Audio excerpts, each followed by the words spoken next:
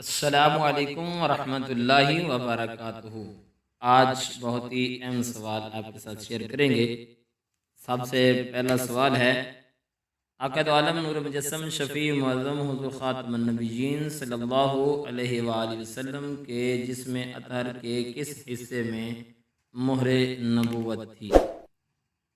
جی، اس کا جواب ہے آپ صلی اللہ علیہ وآلہ وسلم کی مہر نبوت دونوں کندھوں کے درمیان میں تھی۔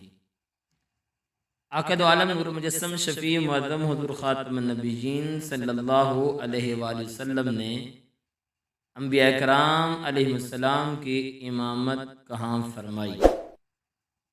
اس کا جواب ہے حضور اکرم نور مجسم شفیع معظم حضور خاتم النبیین صلی اللہ علیہ وآلہ وسلم نے انبیاء کرام علیہ السلام کی امامت بیت المقدس میں یعنی مسجد اقصی میں کروائی۔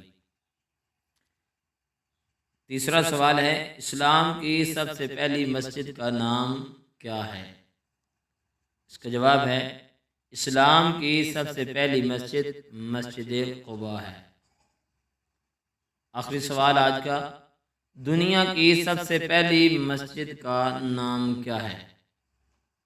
دنیا کی سب سے پہلی مسجد مسجد حرام ہے۔